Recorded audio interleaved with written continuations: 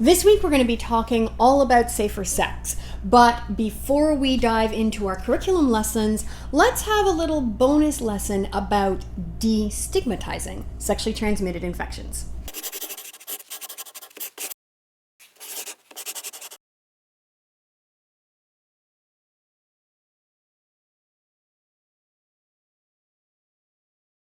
Hi, I'm Nadine Thornhill, sexuality educator. Welcome to Save Sex Ed, the series where I teach every sex education module from Ontario's Health and Phys Ed curriculum. I'm going to introduce this awesome person in a moment, but if you want to find out more about the series, then you can click on the eye above me, and you can also subscribe to the channel. There's a subscribe button just down there. Now, let me introduce you to somebody wonderful. This is my friend and colleague, Stephen DeWitt. Hi, everybody. It's great to be here. Nadine, thanks for having me on. A little bit about myself. So I'm a sexuality educator. I actually go by the title sexologist. And I love empowering people and normalizing and destigmatizing all areas of sex and sexuality. A lot of the information that I'm going to be sharing with you today is going to be coming from my experience as a sexual health counselor at the Hassle-Free Clinic here in Toronto. So we're going to be talking about STIs and stigma and that kind of stuff. So I'm excited to be here. I am excited to have you and talk all about stigma. Not because I'm excited about stigma. No. I'm excited about not stigma. Yeah. Could you give us like a brief definition of what stigma is or what it means? Sure. So stigma, as I understand it, specifically around sex and STIs, is judgment, right? Or, strong feelings of disgrace about someone else's behaviors, expression, or, sometimes, illnesses that they have.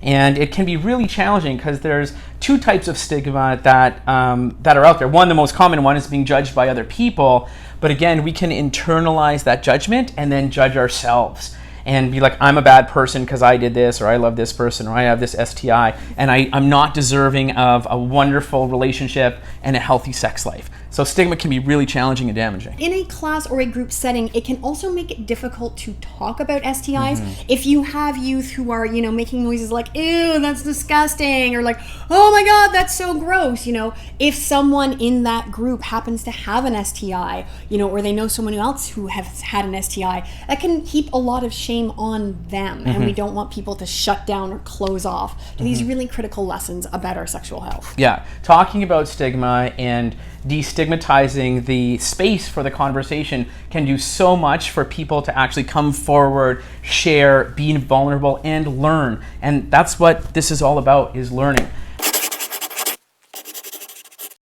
The lesson we have for you today is a two-parter.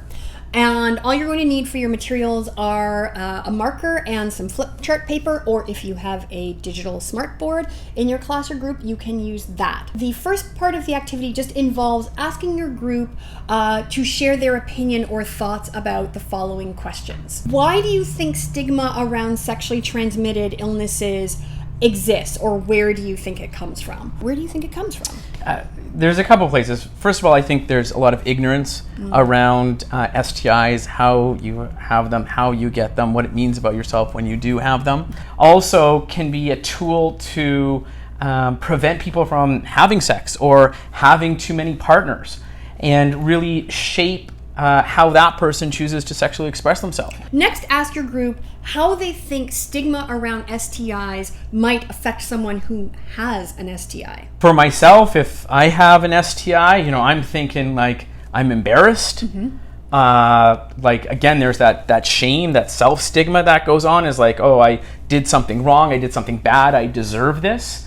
It can also, when I was in the clinic, how it would show up is, with that stigma, avoiding dealing with the reality, or what I call respecting reality. So if there are symptoms, it's like, I'm not going to deal with that, or that was just, a scratch, or I got bitten by something and I'm not going to deal with that. There can also be, looking at disclosure and sharing with someone, and not wanting to share with someone because I'm afraid what they're going to think about me and the judgment they're going to say, or they're going to reject me, or they're going to share with somebody else. And that can put that person at risk inadvertently. Absolutely. Yeah. Something that happened to me when early on in my days of being sexually active is I got an ingrown pubic hair, possibly TMI. It's not TMI, we're talking about sex. I thought I had an STI, Yeah. and I didn't deal with that because I was so afraid of being judged, and I was so afraid that people would think I was bad. And then that turned into a massive problem, Yeah. and it didn't need to be a problem. Yeah. If I had just dealt with it and told someone, it could have been cleared up within a matter of seconds. Yeah. But I didn't because I was too scared. Yeah. You want to be able to feel comfortable, feel confident, and to share with people and bring them in so you can get that support. Generally speaking, shame is not an effective strategy in encouraging people to take good care of their bodies. I haven't seen shame work well for anything, really. Yeah, no, it rarely works well. The last question is, how do we typically treat people who have non-sexual illnesses? If you were the person who was sick, and I was your friend, and you shared with me that you weren't feeling well, I'd want to be supportive, ask you if you needed anything, take care of you, bring you stuff if you need that. And if you were sick, I would do all those things. Thank you. Some other things that I would probably not do is I would not, distance myself from you socially because, you had the flu, or even if it was something, more serious, like if you had cancer or like, a chronic illness, I would not get on my phone and start texting all my friends being like, oh my gosh, Stephen has the flu. Yeah, gossiping about me. Yeah, because it doesn't matter. It's the flu. And I certainly wouldn't be like, oh my God, Stephen has cancer. Tell everyone. Yeah. That leads us into the second part of the activity. You're going to divide your class or group into smaller groups. It can be 2, 3, or 4 people. They can, you can either choose the groups or they can pick their own partners. And you are going to have them develop a PSA or a public service announcement about destigmatizing sexually transmitted infections. They can either present those live, or if they want to go away and film them and show them if you have the equipment to do that in your class or group. So Stephen and I came up with a PSA, and we're going to show that to you right now. Hey Nadine, it's Stephen. I just got back from the doctor's. We'll get to you in a second.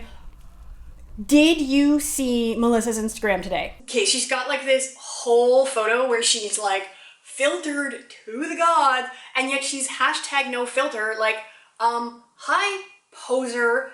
Obviously that is not what your skin looked like. I saw you yesterday, and what? I just got back from the doctor, and yeah, I'm not feeling very well. They said that I got the flu and I got to take it easy. You got the flu? Yeah, the flu. I just got the flu. How did you get the flu? I don't know. I was at school, and I was hanging out with Sarah. You were hanging out with Sarah? Oh my God, are you crazy? Why? Everybody knows that Sarah hangs out with like everybody. She's friends with the entire football team. She is hardcore popular. Obviously you got the flu if you were hanging out with her. Did you even wash your hands? Yeah, I washed my hands. We were just hanging out. Man, you're making some poor life decisions. That's all I can say. Okay, bye.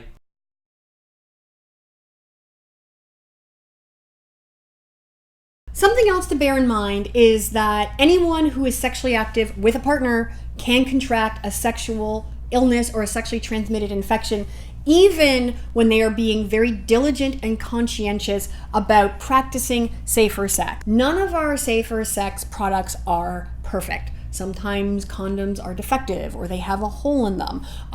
Sometimes a dental dam can slip. Sometimes we can get, a hole in our glove through no fault of our own. And there are certain sexually transmitted infections that are just harder to avoid because they're spread through skin to skin contact. It's important to remember that just because someone has an STI, that doesn't mean that we can make assumptions about their character. It doesn't necessarily mean that, they're so irresponsible or they weren't smart enough to protect themselves. It's also really important not to cast judgments on people who get STIs if they've had several sexual partners. You can get a sexually transmitted infection if you're monogamous, if you're polyamorous, if you have like one partner, if you have a few partners, if you have a lot of partners. The only thing we can know about a person who has a sexually transmitted infection is that they had partnered sex of some sort. That's it.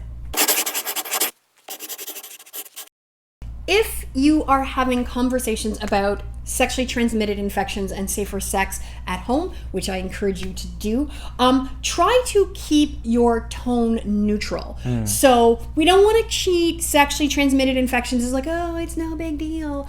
But we also don't want to treat sexually transmitted infections as this terrible, dire thing. Doom and gloom. That will ruin your life. Don't ever do it again. It is a fact of life if you are a sexually active person, which most people at some point in their life will be. We can contract sexually transmitted illnesses when we engage in sexual activity with others, just like we can contract other illnesses when we engage in other activities with people. I suggest sort of using the way that you talk about non-sexual illnesses as a template for how you would talk about sexually transmitted illnesses. So for example, I tell my son it's important to wash our hands before we eat or, put our hands in our mouths, or if we've been doing something that's particularly dirty, because it helps to reduce the risk of us getting sick. Similarly, we will talk about, if you use a condom or if you use a barrier, it will help to reduce your risk of contracting a sexual illness. Done. A question that you can ask your students or your youth, including the ones earlier in the activity, is what do you know about sexually transmitted infections? That's a really great one that I like to ask folks or youth who maybe haven't talked a lot about sexually transmitted infections, just to find out where they're at. And I actually have a video about how you might answer that question. I will link to that in the description below. So before we go, question for you is, what comforts you when you are feeling ill? I turn into a bit of a baby, so I want lots of support. So normally in the world, I'm, can take care of everything, but, when I'm feeling ill, I like it when people check in on me. I like it when people bring me like chicken noodle soup and orange juice and 7-Up. But also, sometimes I need a kick in the butt. Okay. Right? So sometimes if I'm not taking proper care of myself, or I'm not doing the steps to like, hey, Stephen, you're sick, so what are you doing to get better? And I'm just kind of like moping around. I need someone to be like, hey, you should probably take better care of yourself, or you should do this, this, and this. So those are kind of the two sides of the coin that really make me feel that someone cares about me and that they're taking good care of me. I just need people to baby me. Just feel sorry for me, give me a lot of sympathy. You're like, oh, Nadine, that's so sad. Awesome. So yeah, baby me, bring me carbs, put on Netflix, I'm good to go. Thank you so much for being here and going through this whole activity and lesson with us. It's, like I said, it's kind of a bonus lesson, but it's also really critical. So tell folks where they can find you if they want to, follow your work or work with you. Absolutely. So my website is the easiest way. So drdewitt.com. So it's DRDEWIT.com. And you can follow me on Instagram as well. I post lots of stuff on there and my adventures and travels and speaking and stuff like that. So thanks for having me. Amazing. Well, that's all for now. I hope you have a great day, and I will see you soon, or we will see you soon. Bye. You can help me continue creating free sex ed content by supporting me on Patreon. For as little as $3 a month, you'll get access to all sorts of goodies, so head on over to patreon.com/Nadine Thornhill or click the link down in the description below.